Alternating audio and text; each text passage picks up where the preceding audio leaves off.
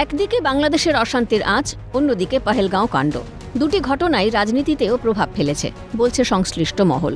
এই আবহে মুখ্যমন্ত্রী মমতা বন্দ্যোপাধ্যায় দীঘাতে জগন্নাথধাম তৈরি করেছেন, তা নিয়েও বিতর্ক পিছু ছাড়েনি। তার সঙ্গে নতুন সংযোজন প্রসাদ বিতর্ক। মুখ্যমন্ত্রী একাধিকবার বলেছেন, ধর্ম যার যার, উৎসব সবার। ঠিক তখনই ধর্মীয় মেরুকরণের জিগির তুলে আসরে নেমে পড়েছে গেরুয়া শিবির। ২৬-এর বিধানসভা ভোটের আগে হিন্দু ভোট একত্রিত করার অপচেষ্টা বিজেপির, এমনই বলছে রাজনীতির কারবারিরা। তাই ৭ই ডিসেম্বর ৫ লক্ষ জমায়েতের টার্গেট নিয়ে গীতাপাঠের আসরে নামছে গেরুয়া শিবির। এর আগে লক্ষ কণ্ঠে গীতাপাঠ হয়েছিল, এবার টার্গেট ৫ লক্ষ। ব্রিগেডে হবে গীতাপাঠ। আরএসএসের নির্দেশে নজরে প্রান্তিক সীমান্তবর্তী জেলা। গোটা বাংলা থেকে সাধুসন্ত ও সাধারণ মানুষকে এই কর্মসূচিতে সামিল করানোর লক্ষ্যে প্রস্তুতিও শুরু হয়েছে। সামনেই 2026-এর বিধানসভা নির্বাচন এ রাজ্যে রয়েছে। তার আগে কার্যত ৭ই ডিসেম্বর ব্রিগেড প্যারেড গ্রাউন্ডে হতে চলেছে ৫ লক্ষ কণ্ঠে গীতাপাঠ। এর আগে 2023 সালে অর্থাৎ 2024 লোকসভা নির্বাচনের আগে সনাতনী সংস্কৃতি পরিষদের তরফ থেকে কিন্তু এই গীতাপাঠের আয়োজন করা হয়েছিল। তখন টার্গেট ছিল ১ লক্ষের। এবার সেই টার্গেট বাড়িয়ে করা হলো ৫ লক্ষ। কেন্দ্রীয় স্বরাষ্ট্রমন্ত্রী অমিত শাহ নেতাজি ইন্ডোরে তাঁর বক্তব্যে জানিয়েছিলেন, শুধু রাজনৈতিক কারণে বাংলা দখল উদ্দেশ্য নয়, দেশের অভ্যন্তরীণ নিরাপত্তার স্বার্থে বাংলার মতো সীমান্তবর্তী রাজ্যে জাতীয়তাবাদী, দেশপ্রেমিক, সনাতনী সংস্কৃতির প্রচারক সরকার তৈরি হওয়া প্রয়োজন। এর জন্য সনাতনী সংগঠনগুলিকে ভূমিকা পালনের আহ্বান করেছেন শাহ। आगामी चुनाव में यहां बैठे हुए सभी मंडल के पदाधिकारियों का मेरा विनती है कि बंगाल का चुनाव सिर्फ बंगाल का भविष्य नहीं तय करता, बंगाल का चुनाव देश की सुरक्षा के साथ जुड़ा हुआ चुनाव, क्योंकि ममता बनर्जी ने हमारे देश की सीमाओं को बांग्लादेशियों के लिए खुला कर दिया। इनके आशीर्वाद से घुसपैठ हो रही है। मुझे बताओ मित्रों, घुसपैठ रोकनी चाहिए या नहीं रोकनी चाहिए? जोर से बोलो, रोकनी चाहिए या नहीं रोकनी चाहिए? क्या दीदी रोक सकती है? जोर से बोलो, रोक सकती है? ये भाईपो रोक सकते हैं क्या? घुसपैठ केवल और केवल कमल फूल की सरकार रोक सकती। সূত্রের খবর, পুজোর পরেই জেলায় জেলায় সন্তযাত্রার পরিকল্পনা চূড়ান্ত করতে 23 ও 24 জুন দুদিনের প্রস্তুতি বৈঠক হবে। বাগবাজার ও গোল পার্কে হবে প্রস্তুতি বৈঠক। ভোটের আগে সনাতনী ভাবনা প্রচারের শান দিতেই মরিয়া বিজেপি। অতিথি তালিকাও চমকপ্রদ হতে চলেছে। থাকার কথা বৃন্দাবনের শ্রীকৃষ্ণ কৃপা আশ্রমের অধ্যক্ষ গীতা মনীষী স্বামী শ্রী জ্ঞানানন্দ মহারাজ।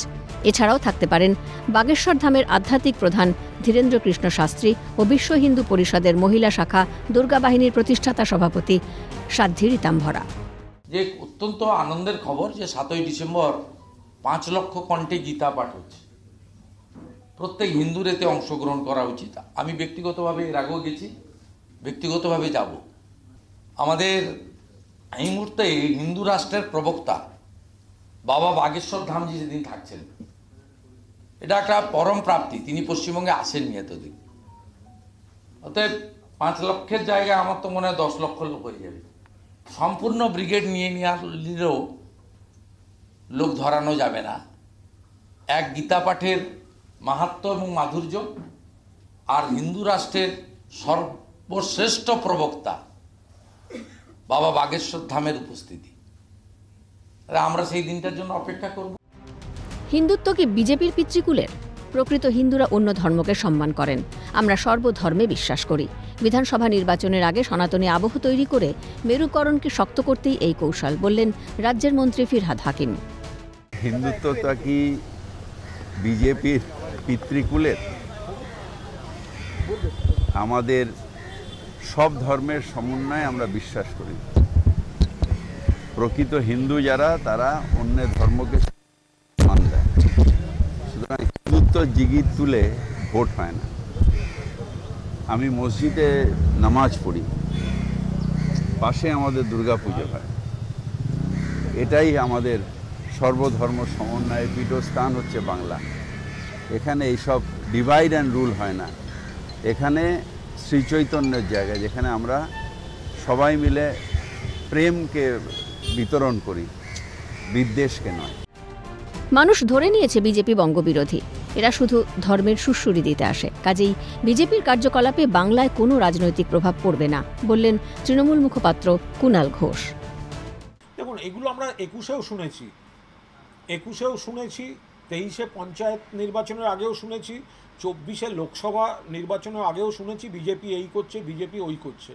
বাংলার মানুষ ধরে নিয়েছে যে বিজেপি বঙ্গবিরোধী, বাংলার মানুষের বন্ধু নয়।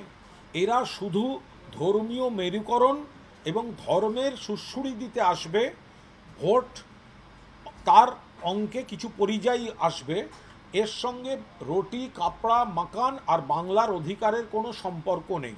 ফলে বিজেপি কি করছে না করছে এসব কর্মসূচির কোনো রাজনৈতিক প্রভাব বাংলায় পড়বে না।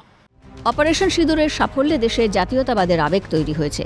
এই আবহে গীতাপাঠের মাধ্যমে বাংলায় সুশাসন ফিরিয়ে আনার লড়াই অনেক বেশি গ্রহণযোগ্য হবে বলে আশা পদ্ম শিবিরের।